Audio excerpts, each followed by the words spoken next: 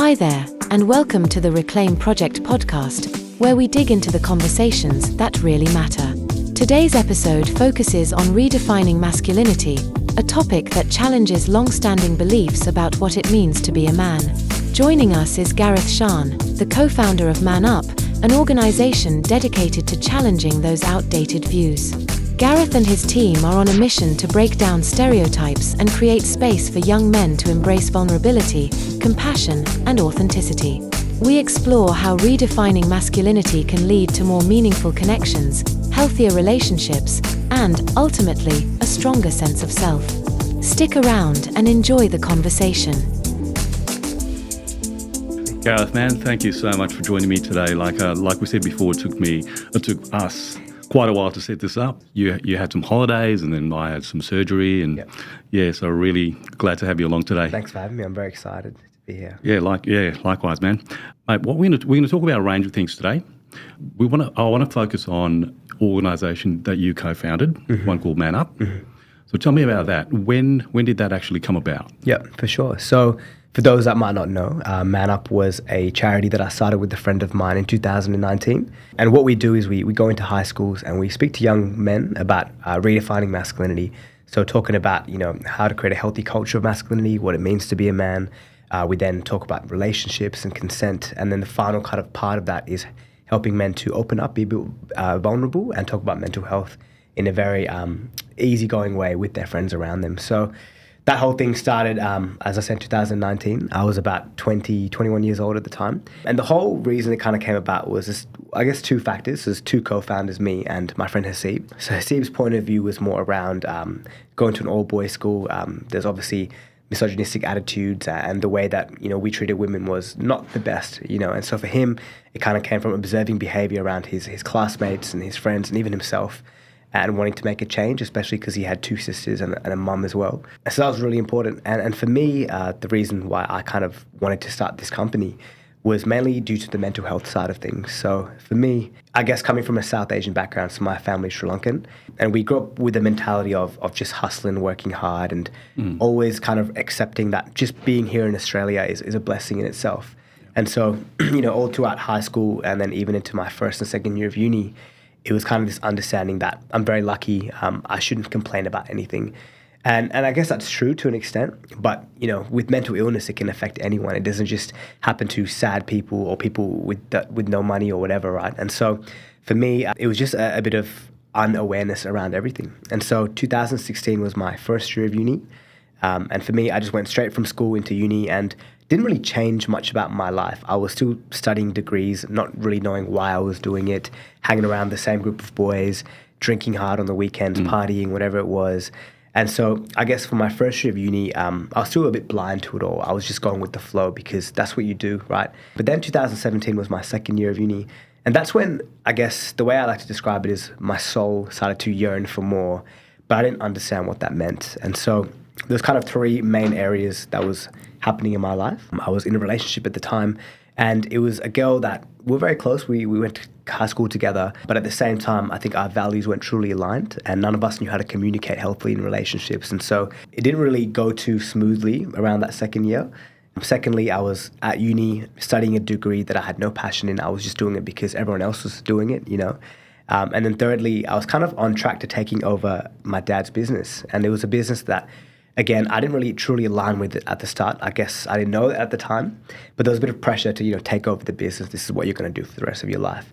And so I didn't know that I didn't want any of those things. And so I just ignored it. I ignored those little voices in my head being like, this is not correct. You need to change your ways, whatever. But as I started to ignore, I guess, these feelings and these problems, what happened was it started to become suppressed and released in very unhealthy ways. And so I started to get really angry, and the anger kind of turned into me punching walls. And then when I couldn't punch the wall for longer, I turned to self-harm. And that's something that, if someone had told me when I was 15, in 5 years' time, you'd be harming yourself, I would never even believe them. Of course. Because mental health was something that I didn't even think was real. I was like, it's not even important, I started to push away my loved ones, my girlfriend at the time, my friends, even my family.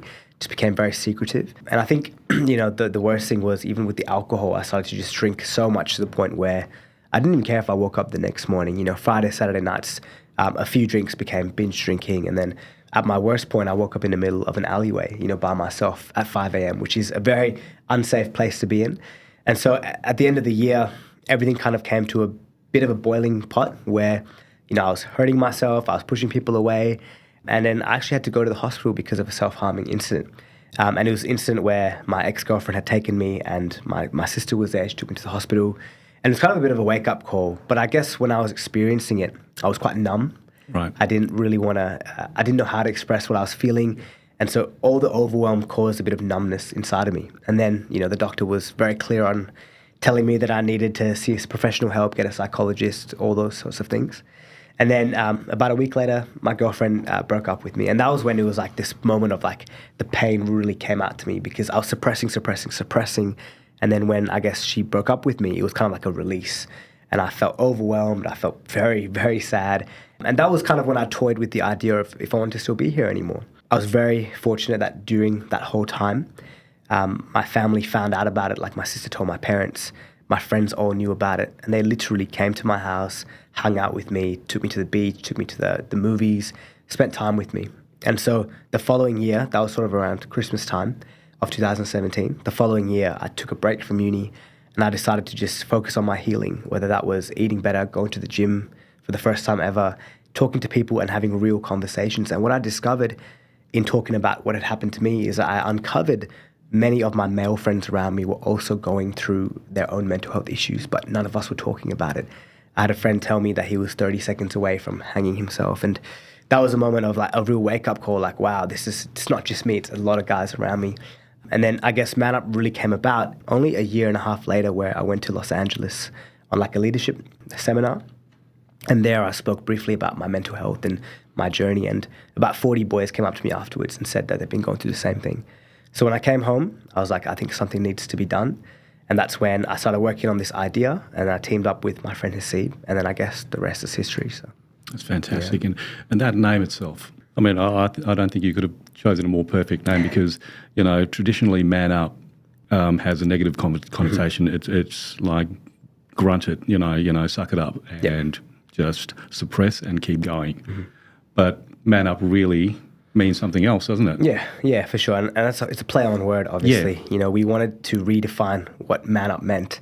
And so rather than Man Up being stop crying, get on with it, it's actually now open up about what's going on. Have the courage as a man to tell people what's going on in your mind and also to call out, unhelpful behaviors. If you see your mates making a sexist or homophobic comment, I guess manning up in that situation is having the courage to call that out and be like, that's not correct. We don't want to preach those values, as a friendship group. So, yeah. That's brilliant, man. Because that, that it's very interesting you say that because that our conditioning into what it takes to be a man, that starts early. Mm-hmm. Within the first 5 to 7 years of our lives, we condition, okay, this is how boys act. We don't cry, we don't. I remember in my first couple of years of playing rugby, our coach would throw toxic masculine language at us. Of course, yeah.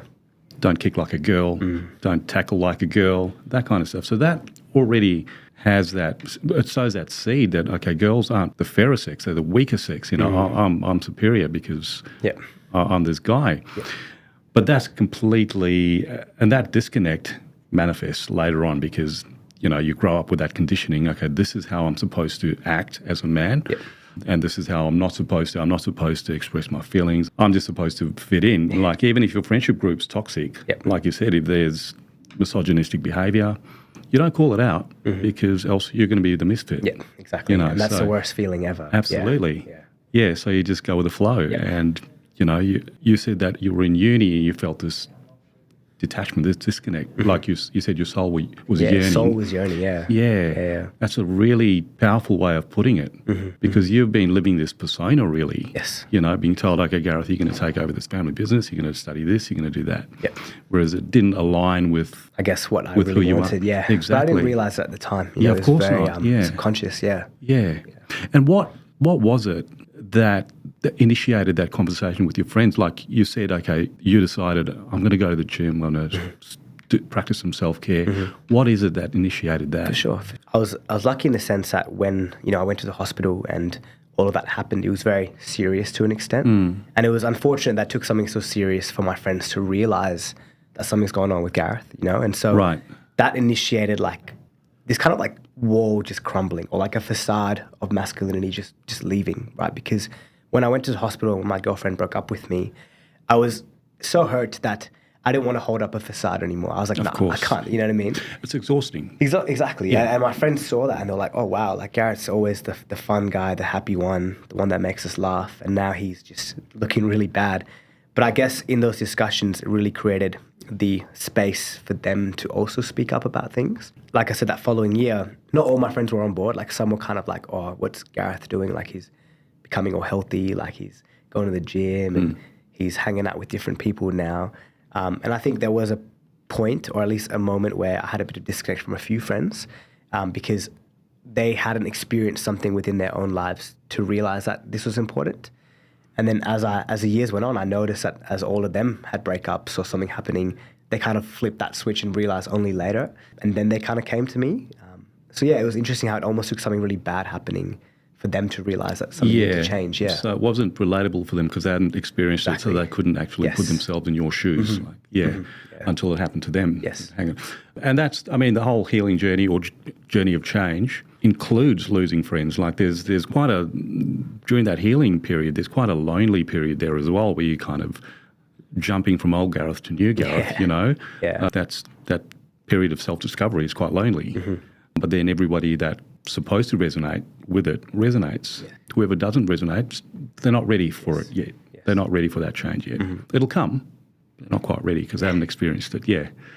Yeah, but it's interesting you said about mental health as well, because the connotation around mental health was also very negative. You know, you associate mental health with mental illness, like, you know, your sociopaths and... Yes. Or something's broken. Or something's broken, yeah. Yeah. But physical health and mental health, they're exactly the same. Like if you've got a flu, you treat it. You know, if you've got mental illness, it's an illness, which means it's fixable. And that's what people need to realise. Mental illness it's not the end of the road. Like, it's fixable.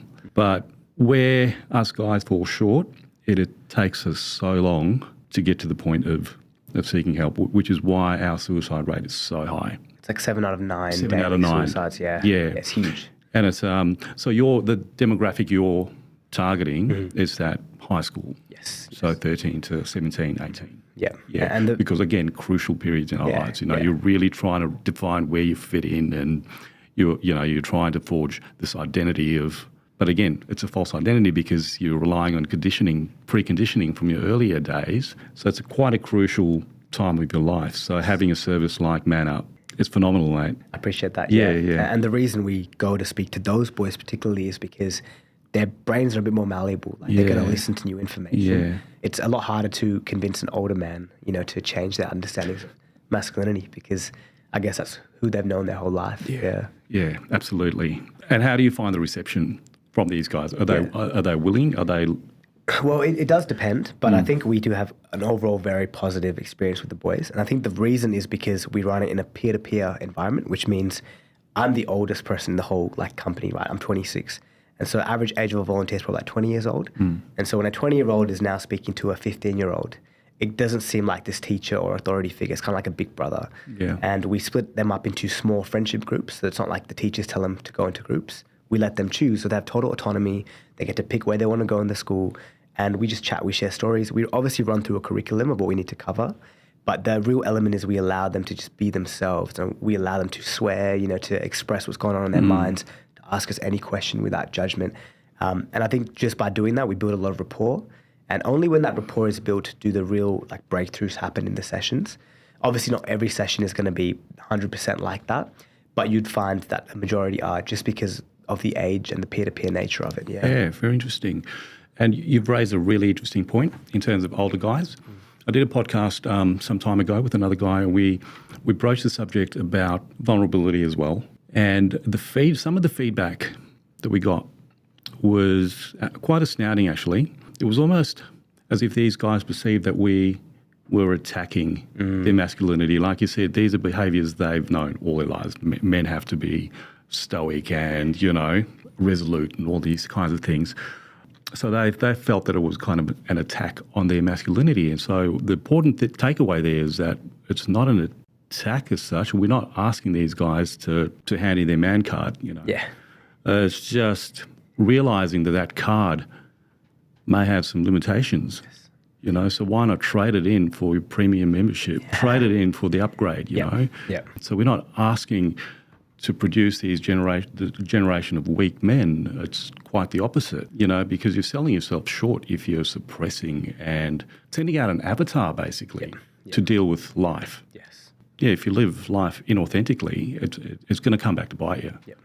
It's going to manifest in sometimes catastrophic ways, like you said, guys that are 30 seconds away. And that's actually a good outcome that he was 30 seconds away and didn't go all the way because, you know, way too many are going all the way. And I think the big problem is that we haven't been taught as guys to regulate our emotions and express them. Yep. So is that something you encourage these young guys to do? Yeah, or, of course. Yeah. I mean, I think that regulation definitely comes down to the stereotypical understandings of what it means to be a man. You know, like the whole no crying, no emotions, but the only emotion we can show is anger, right? Yeah. It's very embedded, you know, in our culture and our society. And a lot of these boys get that from their dads or from their uncles, who then got it from their parents and stuff like that. Yeah. So it really is handed down through generations and through media and all those stuff. And so we don't really necessarily teach emotional regulation per se, but we tell them that as a man, it's really about having the ability to navigate a spectrum of masculine, feminine traits and using them when the situation calls for it. So maybe on a footy field, you want to be a bit competitive, right? A bit more masculine. But then, you know, if you're caring for someone, you want to be a bit more nurturing, a bit more feminine. Yeah. And understand that because you step into that feminine role doesn't make you less of a man. So we kind of get them to break away man and woman from masculine and feminine, and understand that you are who you want to be, but then you can navigate the spectrum. Yeah, and that doesn't matter which male archetype you fall under. You know, you could be the alpha. It's all the same. You're obviously going to be more dominant in some traits than others, but it applies to all of us. And some would say that that's quite a big expectation of guys to be, you know, masculine and feminine in their expressions. So to be nurturing, to be compassionate, empathetic, kind, while at the same time you've got to be unfuckwithable, basically. You know, and they say, well, we can't be both. You know, we can't be this and that. We have to be this or that. And I challenge that. Yes, I think. Absolutely. Yeah. Like if we drill down to our authenticity, we can absolutely be both. You know, peel away all the masks, peel away the layers, and get down to who you really are. You're going to find it quite easy to be both. Yes. Yeah. I agree. Yeah. And a good question we ask the boys is, who's a man in your life you look up to? Yeah. And they'll say someone, and usually it's because they are able to navigate both. You know, it's not just being fixed to one. Yeah. Absolutely. Yeah. So it's a lot of unlearning, you know, from those early years of conditioning. And societal expectations play a large role as well, because there is still an archaic expectation of guys that we still, despite all the pressures and that we need to be a certain way. We need to be unshakable. We need to be stoic. Yeah. But I don't think that necessarily fits in the modern day narrative. I think it's interesting to see what society's kind of become, right? Because you almost see that messaging still around, because there's the opposite end messaging as well that's telling men to be really, like, I guess, soft. And obviously that's not the purpose of these messages. I remember even when I started Man Up, I had mates my age telling me, are you teaching men to be weak, right? Which is not what we're doing. We're telling them that you're allowed to be weak. It's different. But the thing is, a lot of young people and social media likes to get onto extremes. And so when a young person jumps on TikTok, they see all these videos about saying it's good to be soft, blah, blah, blah. But then they'll see a girl talk about how she hates men who are soft, blah, blah, blah. Now there's like retaliation content, which is like the Andrew Tates, right? Where it's like, nah, be a man, be hard, get back to who we always were. Yeah. But then again, a young person isn't able to understand that you can do both. You can. And so they now get fixated on that idea, which is just reinforcing this whole issue, right? So it is a very complex issue. You know what? It really is. There's this term, it actually is quite a new term. It's probably been used in the last, I don't know, since 10 years, is toxic masculinity. Yes. And there's no clear-cut definition of what toxic masculinity is. It could be misogynistic, where, you know, and look, there's been a lot of domestic violence incidents and there's no shortage of bad behaviour by men, you know. So that'd be classified as toxic masculinity in terms of violence, that sort of thing. But also, if a guy's not nurturing or understanding enough, that is also toxic. Yeah. So where do you sit? Yeah. So really there are a lot of guys who have become dislocated in terms of, okay, where do we sit in this? You know? Of course. Yeah. But I think that's the whole process of self-discovery. You know, there's an element of myself trying to figure out where I stand as a man as well. Yeah. And I think as long as your actions don't hurt someone else or hurt yourself, you're allowed to be whatever kind of man you want to be. And it's all about accepting that and respecting other people for who they want to be as well. But I think it's important to understand that you don't need to be a certain way. And that's the issue, you know? Yeah. It's I think, you know, for yourself and even for myself, like I've felt confused heaps in the past. But now I've realized that this is how I demonstrate what it means to be a man. And so as long as I'm authentic to it and living by my values, then that's all that I can really do. Yeah. Yeah. And look, it's fair to say, I was inauthentic for a very long time throughout my whole career. Because so my background is with the Federal Police. I was a counter-terrorism investigator, very demanding role. And you can quite easily become consumed by the role because it is all consuming. Intense, yeah. It's very intense. So you become that role, you become that title, you become the persona that's required of that role, you know. So it reached the point where I completely disconnected from who I really am. I forgot who I was. And it's until I left. And I had to leave because I just, like you said, with you at uni, my soul just said, geez, something's really amiss here, you know? Yeah, then I left. That's when I made the rediscovery of who I am. Then I went along that healing path as well. And that, again, that for me included a lot of shedding friendships and you know, those relationships that didn't serve that season of my life again. So it's quite a process. Yeah. But it's a necessary one because living life inauthentically, and it's quite painful. It's very painful. Oh, yeah. You are also a personal trainer. Yes. Now, with your empowerment packages and all that, do you also encourage training? I know that was a big part of your recovery. Yeah, for sure. I mean, I stepped into, I guess, the gym because it was an outlet for me. In school, we played sports all the time, but then when school finishes, we often don't have a physical outlet that we just naturally go to. And so that's why, you know, for those 2 years, I was getting angry, punching walls. And so I initially started going to the gym to just release a bit of the anger in a healthy-ish way. Obviously, there's limits to how healthy it can be, but it was better than hurting myself. And so I started going to the gym when I was 20, and I picked up becoming a personal trainer mainly, or initially as like a bit of a side job to facilitate Man Up, because obviously it's quite flexible and all that kind of stuff. But then as I started doing it, I realized that there's so much more to it than just helping someone understand the gym. It's actually getting them to step into the best version of themselves. And physical is just one aspect of it. There's the mental, there's the spiritual, there's the nutrition side of it as well. And so that's kind of my current project, is kind of developing that career front and seeing how I can help people transform almost the way I did, but with tools that are better and obviously evidence-based and all those kinds of things. And then just having myself guide them through it. So, yeah. You know, that's very important because when I was going through my recovery, my doctors said, incorporate exercise into your recovery program. And at the time, the last thing I wanted to do was exercise because I just was caught up in this state of confusion. Like, okay, I really don't want to go to a gym or go for a walk or go for a run because I just want what I'm going through fixed, which is... You know, you got to do the work. Like that, I know, and nobody's going to change it for you. So I put one foot in front of the other. But then I went to a gym and did the complete wrong thing. Like I trained the wrong way, 3 sets of 10 of arm curls, and then, you know, taking 5-minute breaks in between each set, and said, okay, this isn't working. So I got myself a personal trainer, and he set me on the right path, and I haven't looked back. Awesome. And now I can't do without it. Any form of activity doesn't need to be the gym. You know, I just can't do without. I go to the boxing, or smack a bag around, or go for a walk, or I just need to be active. Some sort of activity. Doesn't matter what it is. I need it. For sure. I think, you know, as humans, we're meant to move. You know, and we're not designed to be sedentary. We really aren't. Our minds and our body tells us that, but we don't listen. For sure. So I became very passionate about excelling that career, and because I realized that there's so much I can do. And look, who knows? I'm probably not going to do this forever, right? The actual personal training itself, but I've discovered now a direction that I want to travel in, and you know, there's no end goal and there's no like timeline to it, but it's like as long as I'm working, you know, daily at becoming better and also helping people, that's sort of where I see matters. So So for the moment, it's just the schools that you guys visit? Or? For Man Up, yes, Yeah. just the schools. Yeah. We do rural schools as well, so all across okay, WA. right. So we'll have 4 trips a year where we take a group of volunteers and we'll drive over to like Kalgoorlie or down south, and we'll run sessions over a week across the little towns there. And those trips are quite good for the volunteers themselves because we start to form a bit of a community and we practice what we preach as like a little community ourselves.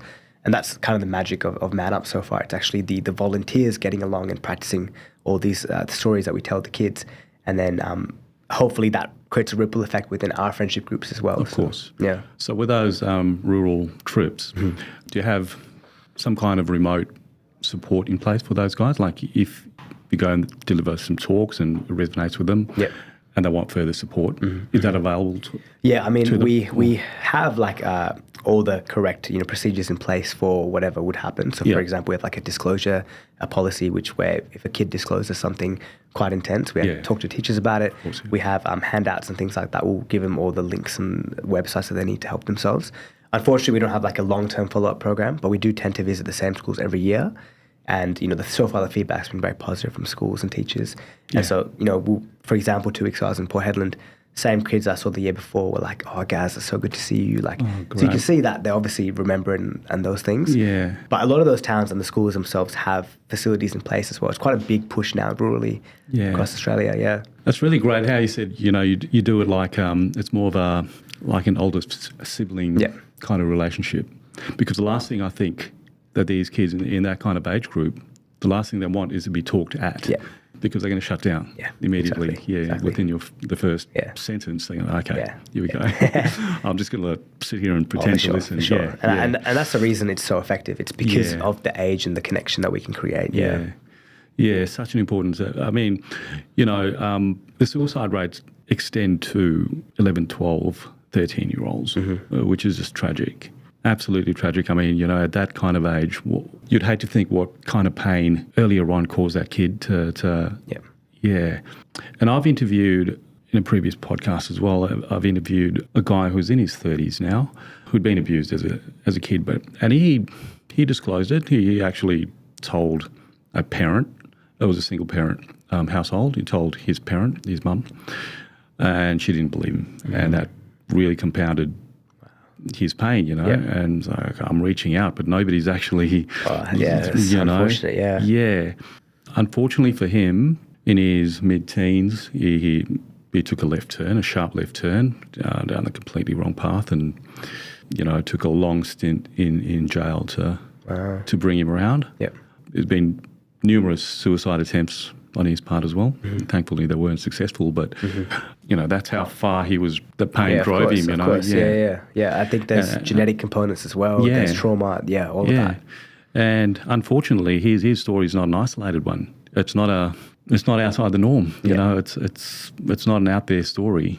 It's all too common. That kind of scenarios. Yeah, and look, this is exactly what I talked before about the whole generational thing, right? Like, I do believe that we can create a generational effect of healing trauma, and that's the way it needs to be done is through conversations, and then eventually these kids will grow up and hopefully, not abuse their kids or whatever. Because it is it's a perpetuating cycle, isn't it? Yeah. Because, I mean, that's the only behaviour they know. Yeah, 100%. I don't think anyone is truly evil, Maybe there are a few people, but most of the time I really believe that it's the hurt people that hurt other people. Absolutely, and then it just continues, And again, going back to my previous career, I came across obviously people that did some really bad stuff. Of course. But I can honestly say that none of them were, from what I could tell, innately evil. Yeah. There was some factor or number of factors that shoved them down that path, really, Whereas, for sure. Yeah. Like I said, obviously mine was terrorism, but there are a number of factors that pushes somebody to become radicalised in that sense. So none of them, I would say, was innately evil.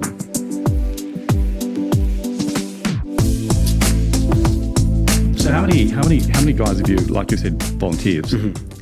How many volunteers are there? So currently we have about maybe 40 to 50 volunteers.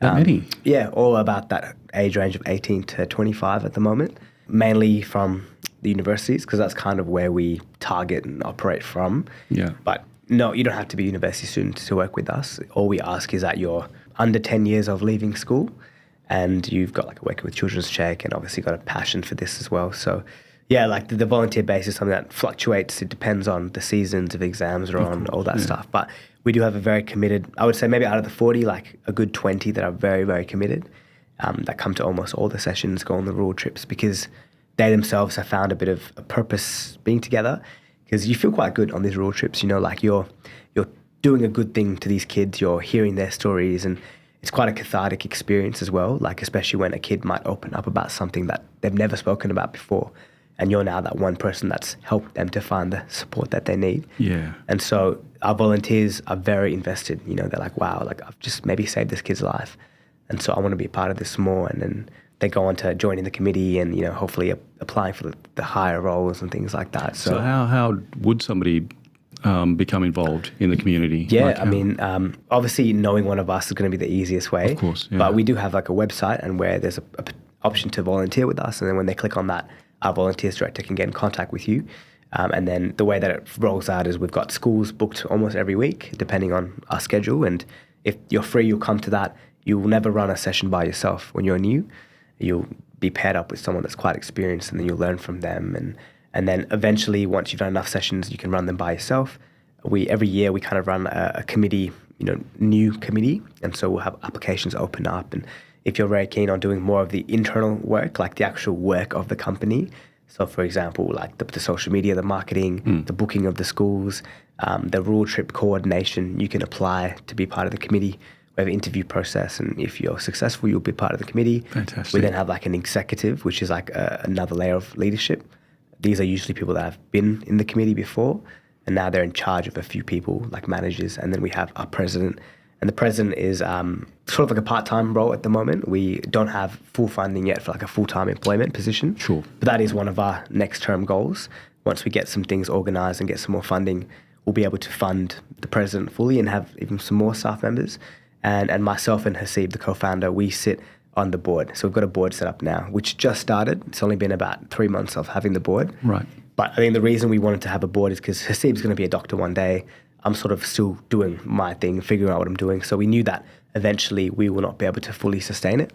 And so a board is now in place to make sure that there's better overall, you know, looking after of the company. Sure. So, yeah. Now, you yourself, how do you, okay, let's say a kid discloses something, and how do you, when you take that on board, do you have systems in place for, you know, your own self-care and recharge and reset? Yes. I mean, the sort of rule that we follow is very similar to what the duty of care is for teachers and psychologists. It's that everything is confidential unless a kid mentions something that looks like either themselves or someone else is at harm, or they might harm themselves, right?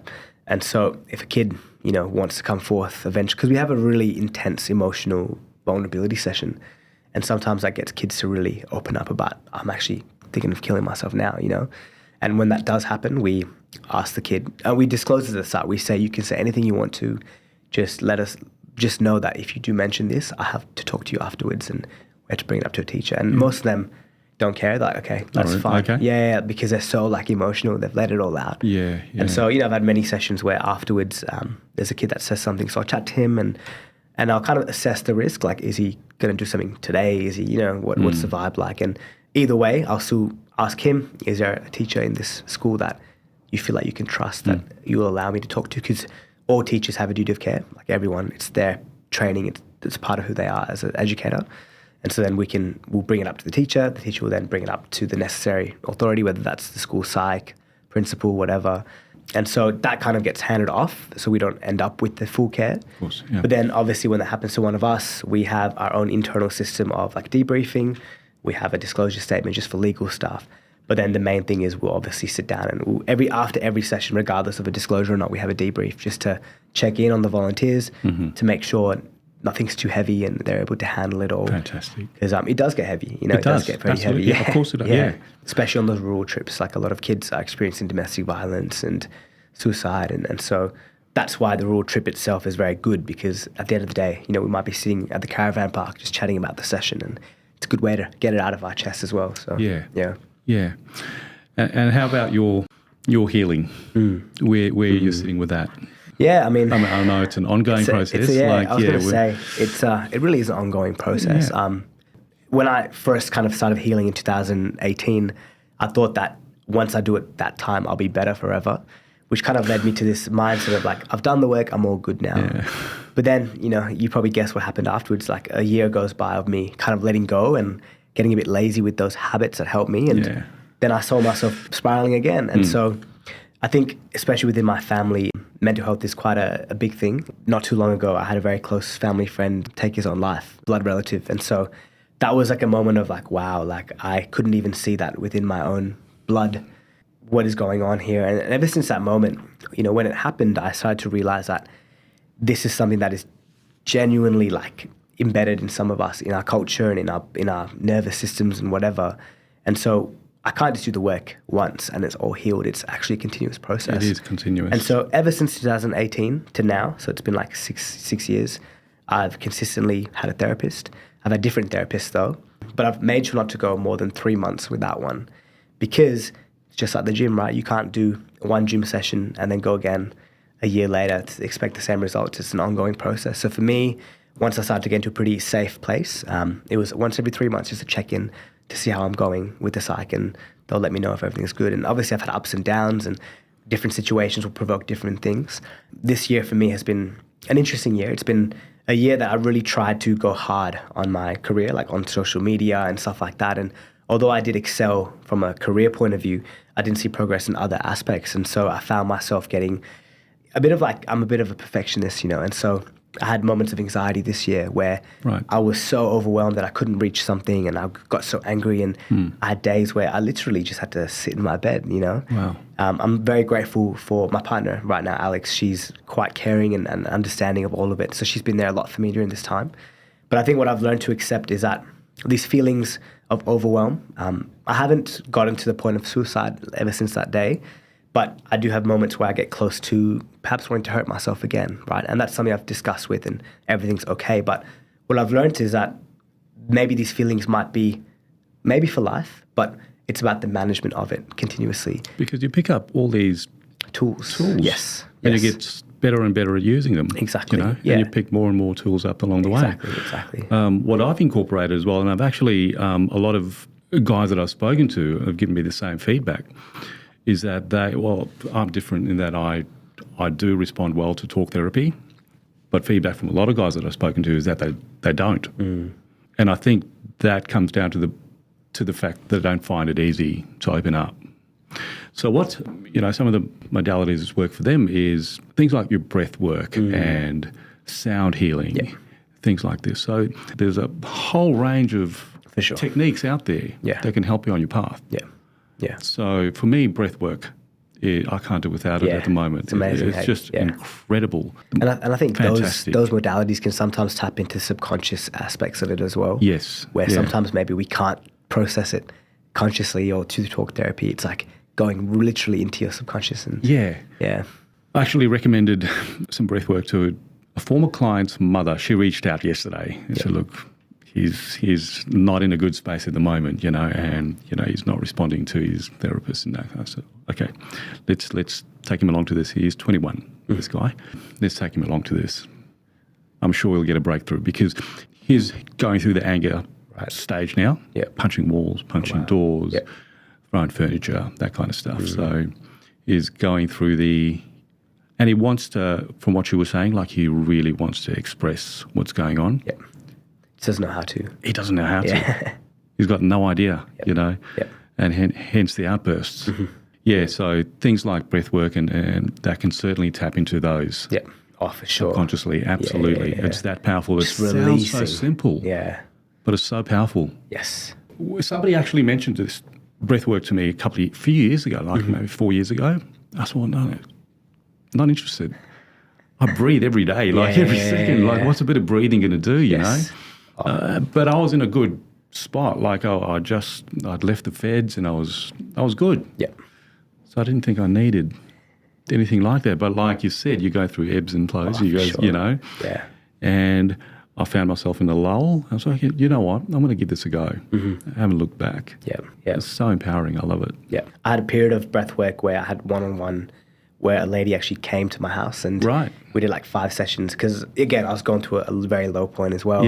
And I think sometimes traditional ways of healing aren't necessarily the best for me. Like, there's a reason I only see a psych every 3 months is because sometimes I don't relate to them as much as, maybe like someone more in the spiritual world, because I'm relatively spiritual as well, ever since the whole breakthrough and stuff. And so she came to my house once a week and put music on and had the sound bowls, and it was actually incredible, like I saw visions, and I let go of pain, and she unfortunately moved to London, but I would say that changed my life, for a good few weeks. My experience on Saturday was, I didn't see visions, but it was, it was vivid colours. Oh, wow. It was fantastic. I was driving home afterwards, and I think they had the Perth Running Festival on. Oh, yes. But it was Saturday night.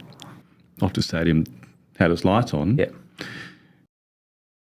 Hang on. Are those lights actually on, or am I? Yeah, you're tripping. Yeah. And it was such a beautiful. It was a guy called Luke Kalani. Oh, I know him. Yeah. My girlfriend was roommates with him. Oh, yeah. So we're very close. Yeah. Oh, wow. Yeah. So Luke ran the session, and it was a Blue Lotus ceremony. And he's very good as well. Like, out of all the sound healers I've been to, just an incredible human being. His voice, his instruments, he excels. Yeah. Yeah. Very small world. Hey. Yeah. No, he's a great human being. So the Blue Lotus, that's my first time that I actually had the Blue Lotus tea. Yeah. I wasn't sure about it. Right. Because I'm like, is what it is meant to this? be like a hallucinogen? Or? That's what I thought. Right. Like a psychedelic, but it's actually not. Okay. It's a deep calmative. Yes. And it just throws you into a deep state of meditation. Yep. Like, it really, gets you down to those theta sort of brainwaves. Really. Hence the vivid colours. Yeah. In particular, the bright blues and violet sort of colours. And I went back home and I had a look at it, and that colour sort of relates to your crown chakra. Oh, okay. So I'm like, okay, I must have got right up there. Yeah, exactly. That's awesome. Yeah. And this, the spiritual part of me, that just came about through healing. Like, I didn't go searching for it. Yes. Necessarily. It just kind of, I just attracted it. Oh, for sure. I feel like and I think that it just calls you. Like, you go, once you peel back all the layers, all the masks. What else are you left with? I think the spiritual part is almost like the missing piece sometimes. And obviously it's less like science around it, but like at the end of the day, humanity, like, how are we here? Why are we here? Those questions, there's no science behind it. Oh, and so I think, similar to you, like, spirituality was like that thing that just changed everything. Like, it was like, wow, like, this is why we're here. And it kind of gives you this level of comfort regardless of what's going on. And I think, it's key. It's key. Yeah. And especially, like, that sort of age group that you're targeting, it's not only the masculinity kind of side of things, it's also an identity. Oh, for sure. Like, who am I?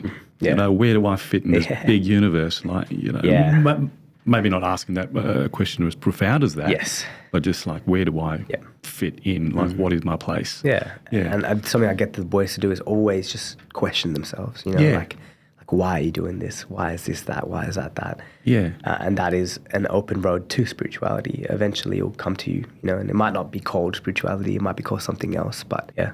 Yeah. I mean, certainly in my teens, in my 20s even, I thought spirituality is, that's just for hippies. Yeah. Just butterflies and, unicorns. Yep.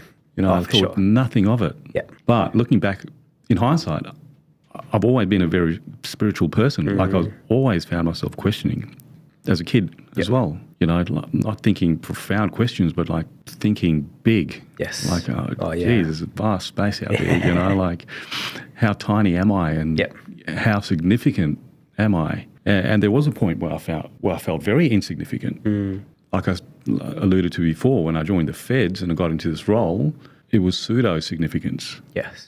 Yeah, you're doing important stuff. You're saving, you're stopping crime and stuff like that. But I adopted the attitude that I was saving the world. Like, this is because as guys, we need to feel purposeful.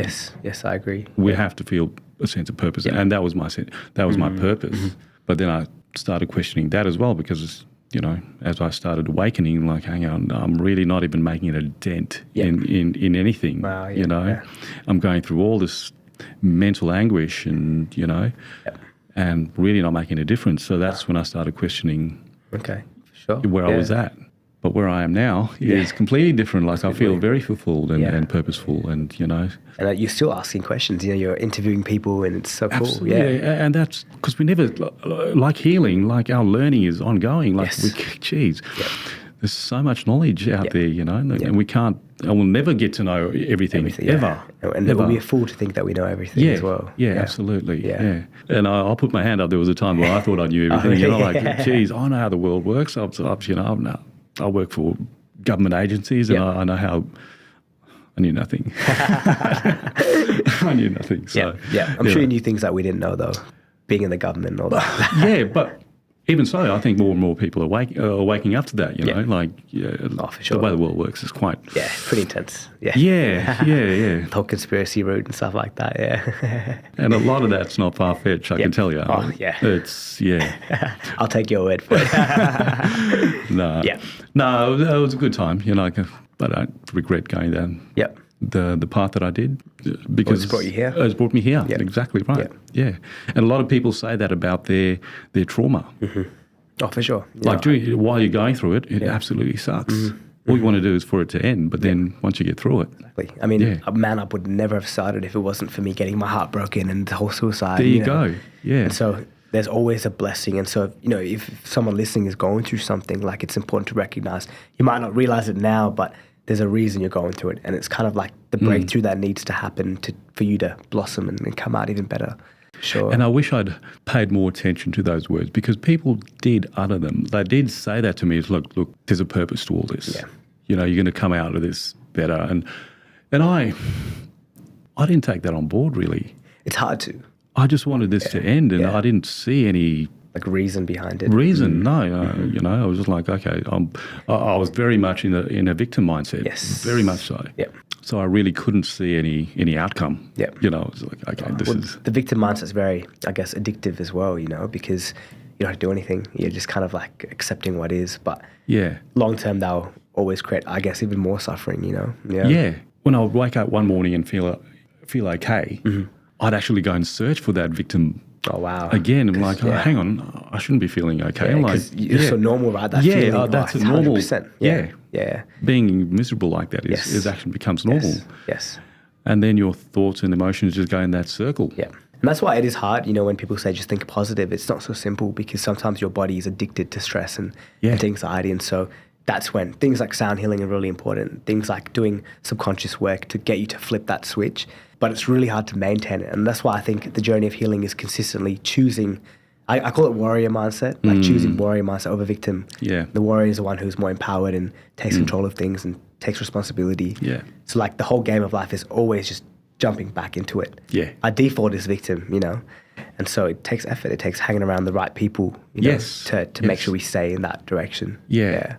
All that stuff that I suppressed. Yeah, I dealt with the memories and all that kind of stuff. I dealt with the recalls, all the psychological stuff. But I found later, even now, like when I get a memory recall or a sensory recall, I get an emotional response that I didn't have at the time. I'll give an example. Let's say the London tube bombings. Okay. So we went to that horrific site, as you can imagine. Yeah. But you get on with it. It's hard to describe. You just get on with it. Because you're meant to, switch right? onto. You just get into this zone. Like you just detach yourself completely from the human side of it. Yeah. You just get on with what you need to do. Yeah.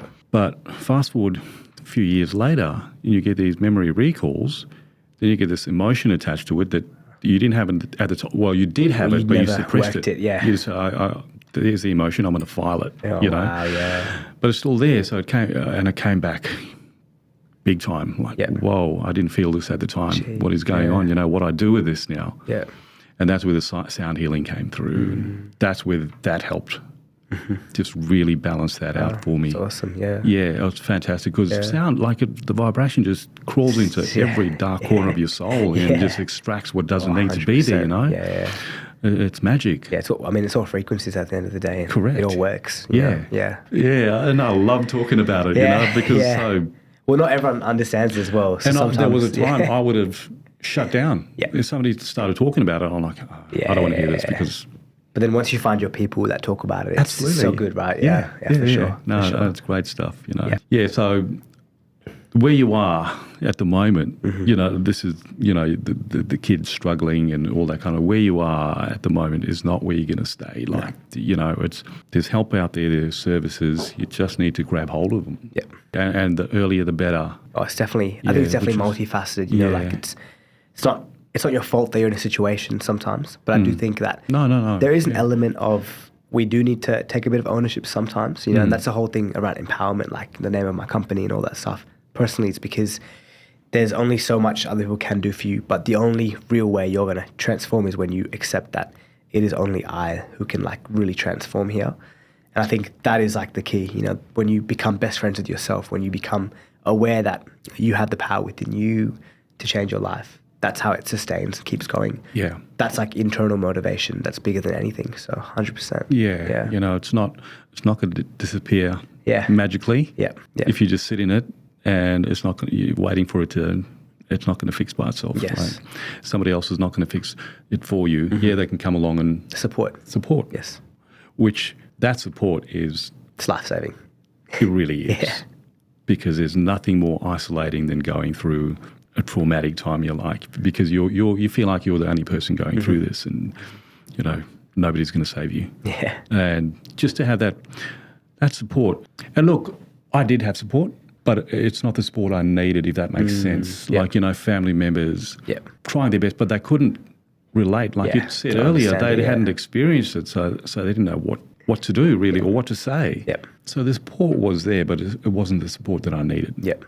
What I needed was somebody that walked the walk, that walked my walk previously, or could understand my walk, and guide me through, which is why I applaud what you're doing, man. I really do. It's massive. So, more power to you, bro. Appreciate that, man. Yeah, I mean, we're just getting started. So, my goal is like 10, 20 years is Man Up is fully sustainable. It's running by itself. And even myself is able to do more things like podcasts and maybe do some speeches and things like that. So, it's very exciting. Well, you've got a huge cheerleader here, man. Oh, thank you. I appreciate that. Awesome. Yeah, but man, thanks again for being so open as well about your particular journey. Appreciate that. I really appreciate that. That's and that again goes to prove to guys that it's okay.